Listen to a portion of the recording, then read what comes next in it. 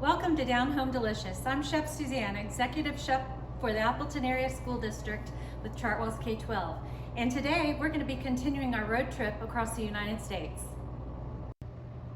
Our road trip today continues to the low country of the United States, which includes North Carolina, South Carolina, and Georgia. We're also touching base in Jamestown, Virginia.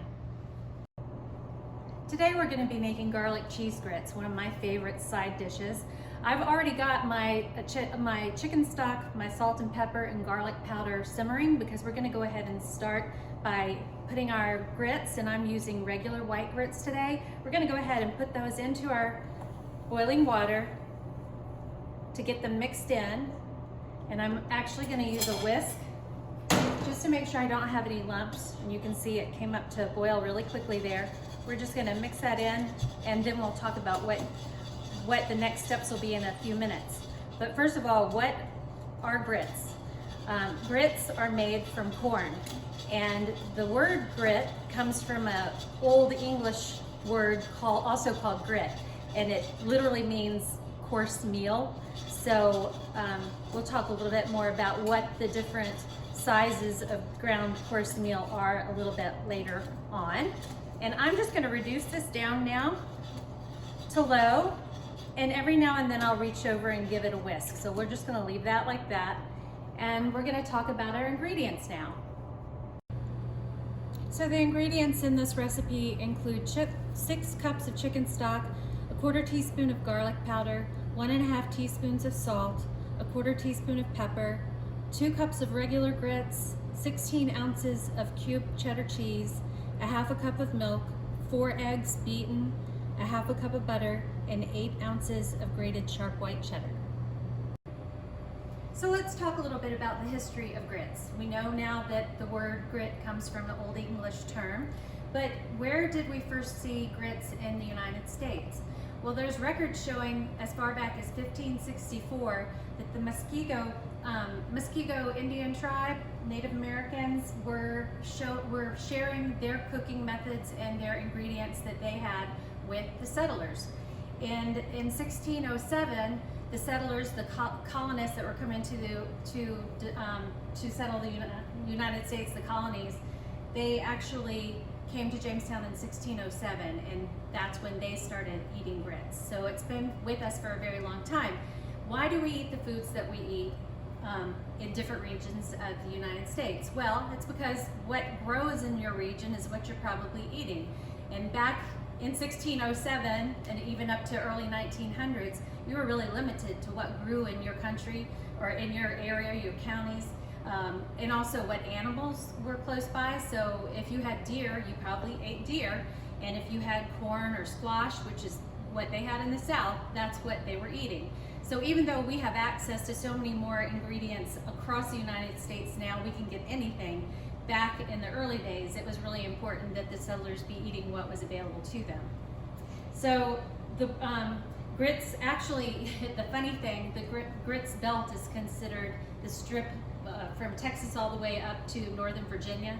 And in all of the United States, 3/4 of the grits sold in the United States are actually sold across the grits belt.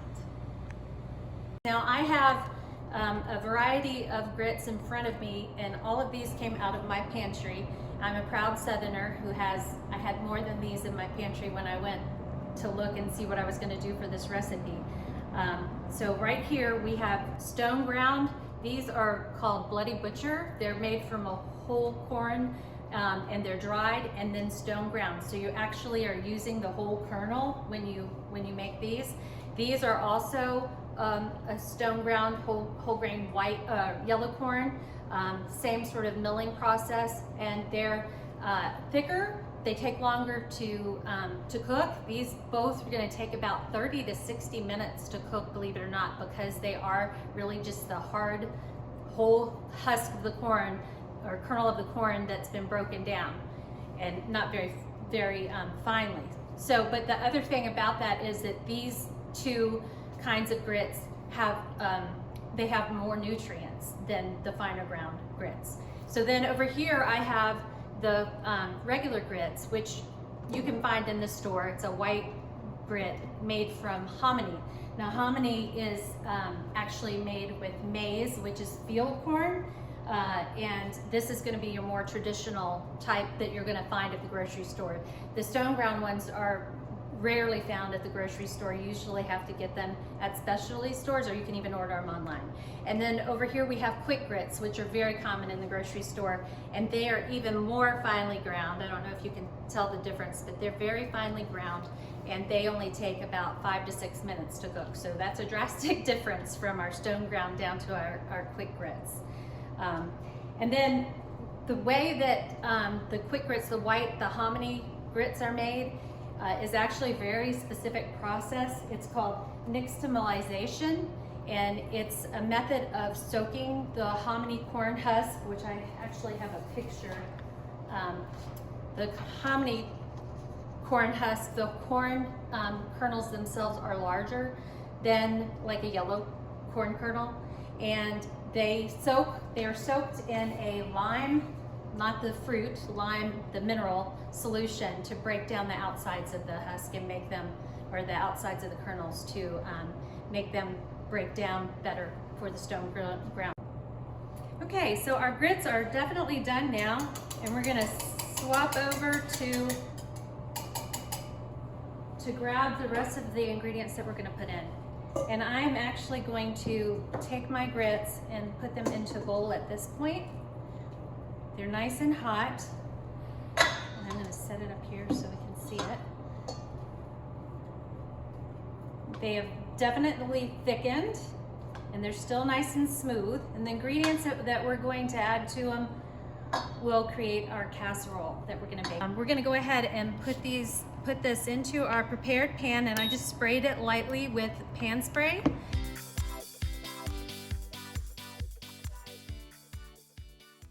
And then we're gonna simply sprinkle the cheese over the top. Spread that out evenly. Okay, at this point, we pop this in the oven, 350 degrees for around 45 minutes, but keep an eye on it because it will brown very quickly. Okay, so we just took our grits casserole out of the oven. It's nice and brown, the cheese on top, crisp. It gets a little crispy on top, and so it's nice and brown. You could serve this as a side dish. You could serve it as an entree for breakfast. Any kind of a lot of different vessels. If I were serving this at home, I would serve it with maybe some braised collard greens and some nice ham. Or if I were, again, in the low country, I'd be serving it with shrimp and grits with a nice gravy on top. So let's cut into this and see what we have inside.